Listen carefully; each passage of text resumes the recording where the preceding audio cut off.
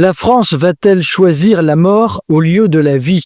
Que vont donc décider les députés après le retour à la case départ du texte sur la fin de vie?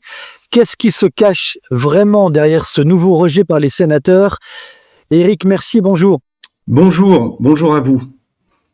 Bonjour Éric, vous êtes infirmier professionnel depuis plus de 30 ans. Vous apparaissez à plusieurs reprises dans notre documentaire, le seul documentaire actuellement en diffusion en France sur ce thème de la fin de vie. Le titre de ce documentaire, Euthanasie, meurtre sur ordonnance, vous le trouverez bien évidemment sur la chaîne YouTube de RITV. Éric Mercier, je sais que vous comptez écrire aux 577 députés de l'Assemblée nationale ces prochaines heures. Pour quelle raison? Oui, alors vraiment, je vous remercie pour cet entretien. En fait, le temps presse. Nous avons eu une forme de fausse bonne nouvelle au tout début, à deux niveaux.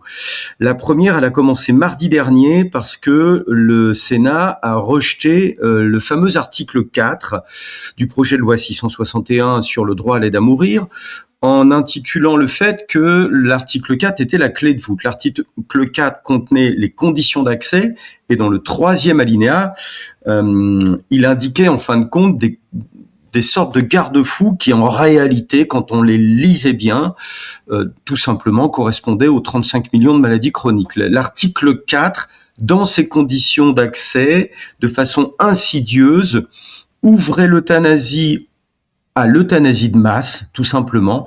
Et ça, une grande partie des républicains l'ont rejeté, ainsi que, de mémoire, 14 sénateurs communistes, ce qui est quand même un excellent indicateur. Et à partir de mardi, on s'est aperçu, tout le monde a dit que voilà, le texte s'effondrait de lui-même, et une grande partie du personnel pro-euthanasie, je ne vais pas dire tous les socialistes et tous les écologistes, mais quand même une grande partie, ont considéré que le texte étant vidé de sa substance, eh bien, lorsqu'il a été mis au vote en totalité, eh bien, ils ont préféré voter contre, en disant ça n'a plus grand intérêt, votons contre. Et un certain nombre, de députés qui étaient contre l'euthanasie de masse, de sénateurs qui étaient contre l'euthanasie de masse, manifestement, ont préféré voter pour le fait d'avoir retiré cet article 4, ce qui nous a vraiment donné une sensation de vote sénatorial croisé. Le résultat a été globalement bon, mais ça n'est qu'un faible répit, puisque le texte 661 en première lecture a été rejeté par le Sénat. Le problème, c'est qu'il va retourner en seconde lecture à l'Assemblée nationale à partir du 16 février prochain, c'est-à-dire dans à peine 3 petites semaines à peine. Ça va être extrêmement rapide. Et en cela, moi, je souhaite alerter les députés un par un, tous, que on retourne à la case départ. C'est ce que vous allez faire ces prochaines heures, en vous appuyant sur une lettre que vous leur adressez nommément. Oui, c'est une lettre qui est en cours de finalisation. Je m'engage seul. Je vais avoir besoin d'aide et je vais offrir l'opportunité aux citoyens de lire tout simplement cette lettre qui leur sera facilement, qui leur sera rendue avec un accès assez simple, assez facile.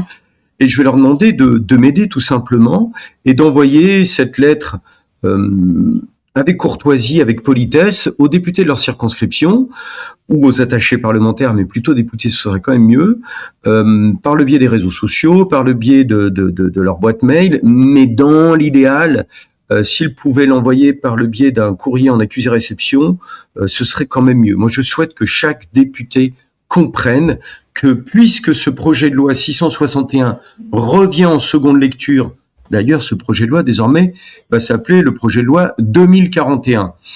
Il revient en seconde lecture, pour ainsi dire, intact, et moi, ça va briser ma carrière comme celle de beaucoup de soignants.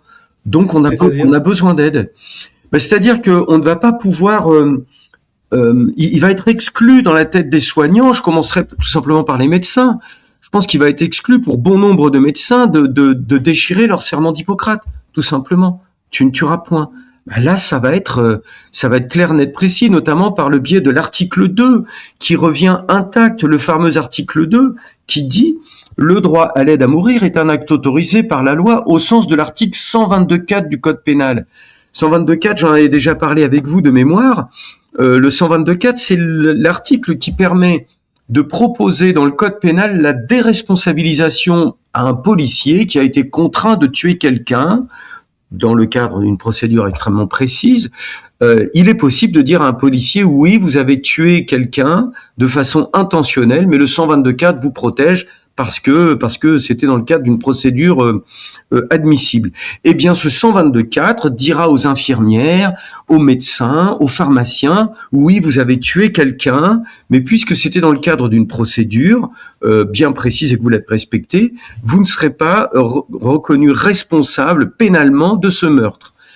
Oui, précisément, Éric Mercier, je lis, on entend ici et là que le texte qui a été présenté au Sénat, je l'ai vu encore dans un article dans la presse parisienne là ces dernières minutes, que on dit que le texte a été vidé de sa substance. Mais vous affirmez le contraire. Alors, oui, je confirme, si vous voulez, qu'il a été vidé de sa substance, mais pas sur la vraie clé de voûte.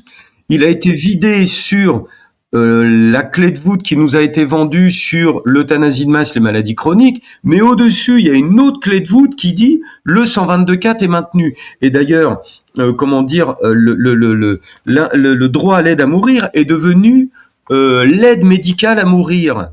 Le 122.4 est maintenu et toujours dans les conditions d'accès, on se dirigeait vers une sorte de loi Claes-Leonetti renforcée où il était possible d'avoir une injection létale pour des gens à qui il restait 15 jours de vie. Mais n'importe quel médecin, n'importe quelle infirmière, n'importe quelle aide-soignante, secrétaire, tout le personnel médical, paramédical vous dira 15 jours de vie. Juridiquement, comment on les pose ? Comment on dit à monsieur et madame X, ah là vous êtes à 17 jours, non là vous êtes à 14 jours, vous êtes éligible, ah vous êtes à 15 jours, on attend demain, enfin c'est un peu c'est impossible. La notion de temporalité rend inapplicable l'évolution qui avait été faite. Donc il y avait une fameuse clé de voûte qui attaquait, qui détruisait ce projet de loi dans sa substance. Bon, il a été balayé par le Sénat et maintenant le texte initial revient à l'Assemblée nationale en deuxième lecture. Donc un partout la balle au centre, on redémarre au point de départ. Je voudrais vous entendre, Éric Mercier, sur le professionnel que vous êtes. Vous rencontrez, vous êtes dans ce milieu, je le disais en préambule, vous exercez cette profession depuis plus de 30 ans, donc vous côtoyez ce milieu des personnes âgées en fin de vie, etc., etc. On entend en permanence, je l'ai lu encore sur Twitter tout récemment, de la présidente de l'Assemblée nationale et puis d'autres personnes, ces personnes, le monde politique, d'une manière générale, enfin en tout cas à gros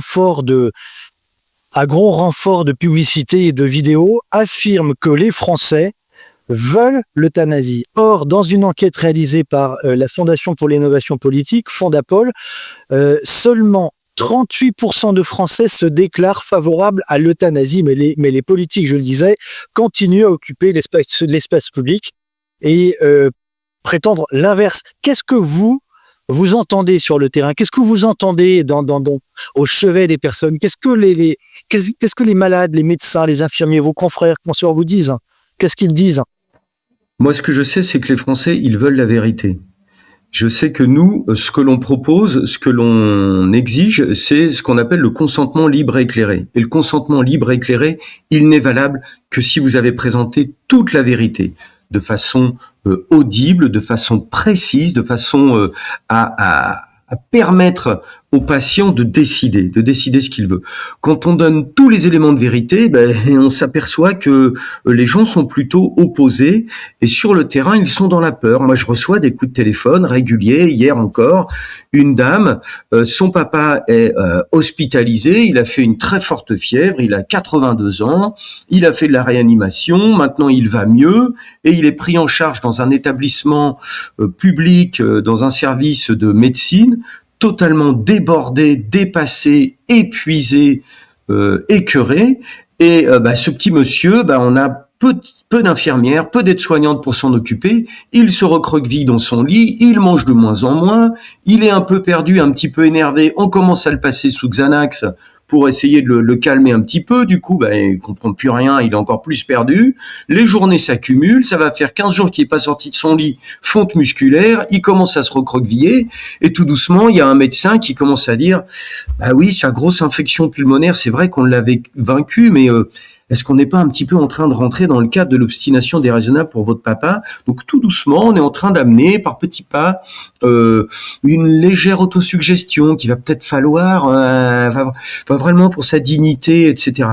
Non, il y a des familles qui comprennent très très bien que l'hôpital est débordé, le collapse hospitalier instauré par nos élites depuis déjà la fameuse T2A, la tarification à l'acte, mais qui là est rendue à un point quasiment de non-retour depuis ces dernières années. Ce collapse produit ses effets. Il y a un effondrement des capacités de soins. Les familles s'en rendent compte, et tout doucement, là, on est en train de proposer aux gens que il y a peut-être d'autres possibilités. Donc, le terme euthanasie n'est pas employé. Au tout début, on va employer un autre terme. C'est peut-être que vous savez, la sédation, ça permettra d'apaiser, ça n'apaisera aucune douleur, hein. La sédation, je suis désolé pour les gens à qui je donne l'information. La sédation, c'est juste pour faire dormir la personne. L'analgésie, lutter contre la douleur, c'est d'autres traitements. D'accord? Mais la sédation, j'en ai déjà parlé avec vous, et puis je renvoie les gens sur le documentaire que vous avez fait, pose un véritable problème, notamment en termes d'œdème pulmonaire. Donc, moi, je réclame un moratoire, mais ce que les gens disent sur le terrain, c'est que ils sentent bien qu'il y a des choses pas claires. Et moi, je me suis rapproché d'un conseil de l'ordre que je nommerai un petit peu plus tard, mais qui a déjà commencé par faire dans une grande ville régionale il y a quelques mois, en décembre dernier, un magnifique colloque avec une bonne centaine de médecins, et qui commence à dire il faut que l'on réfléchisse sur le modèle québécois, le modèle belge. D'ailleurs, on vous fait venir des médecins belges, des médecins québécois dans ce colloque pour que vous autres, chers médecins traitants du département, vous puissiez envisager d'aller vers de l'euthanasie, puisque d'autres le font et que nos élus commencent à nous y préparer. Donc, tout doucement, les choses avancent, sont sur une pente glissante.